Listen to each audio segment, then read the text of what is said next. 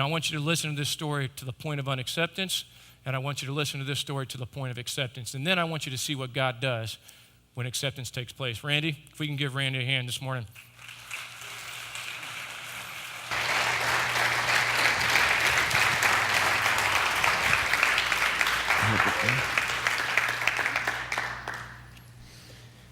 Hello, my name is Randall Lynn. I'm 37 years old. I work over there in Kids Place for those who don't know me. I was born September 9th, 1970.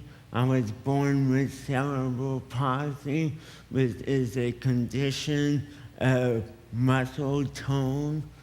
It's too tight or too loose, or in some cases, it's both. And it causes me to shake, and it causes me to speak the way I do. It's not a disease. I'm not going to die from it. When I was born into a family with 3 brothers and 2 sisters, and myself and my mother. But it was not meant to be. Soon after I was born, I was put into a nursing home, given up. They thought I was retarded, so they had me in a nursing home. Soon after that, a nurse found me and decided I wasn't retarded, and they moved me into foster care. I lived in foster care until the age of 9. While I was in foster care, my mom and dad, they were Christian people, they were Scottish people, and we would go to a church like this every week, and there'd be a baptism in the back, and it used to scare me because I was always told when I get older, they are going to dunk me in that big pool back there. And it used to scare me, and I'm like, no way, they aren't going to do that to me.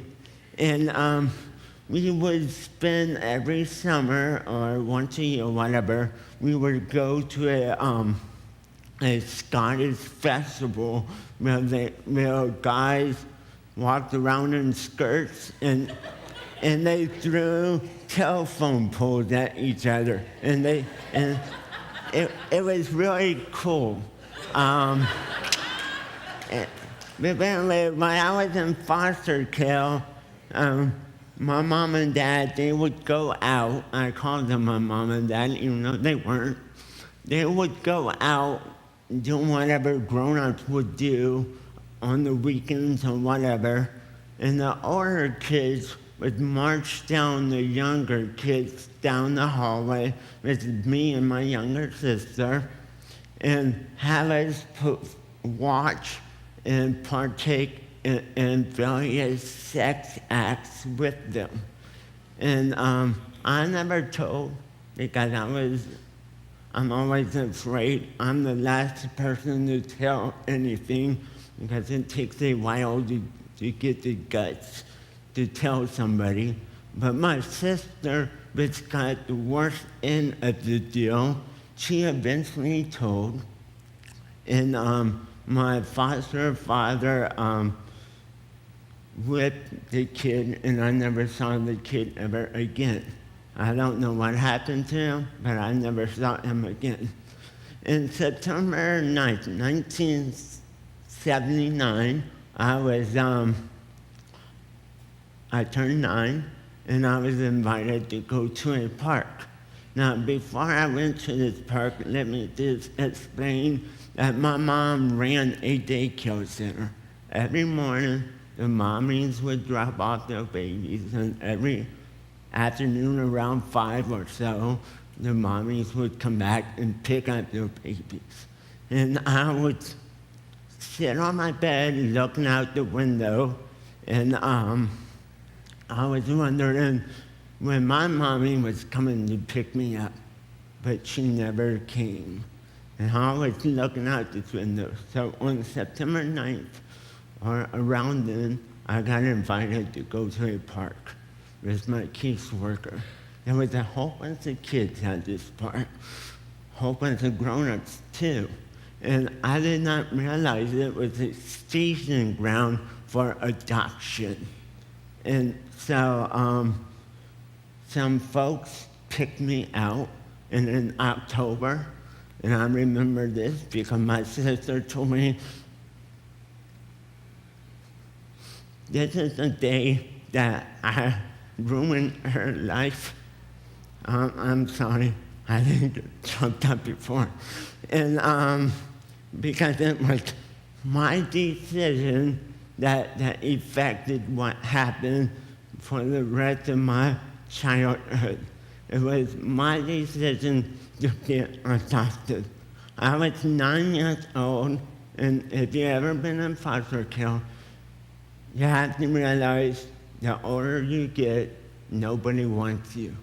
And if you are disabled, nobody wants you. So I made the decision to get adopted and moved from DeLeon to St. Pete. And the first 2 years were great. And then my mom has, I guess I'd call it chronic PMS. No matter what you did, you could not make her happy. You looked at her, she would slap you. She would cuss you out, always call me a retard, a loser, I'm never gonna amount to anything, and hours of getting beat. And at the end of the beating, she would laugh and tell me, oh, you were telling the truth to begin with. And what is a little kid supposed to say? That's okay, Mommy? It wasn't okay. But if I said anything else, I'd probably get beat some more. So I just let that drop. When I was 13, 2 things happened to me. My sister was thrown back into foster care. I had the opportunity to get out of hell, but I choose not to go because I was so afraid of my mom that, she could, do you want to go? Do you want to go? And I'm like, no. So I stayed and I continued to take the beatings and whatever until I was 17. But when I was 13, another thing happened. I met somebody that would change my life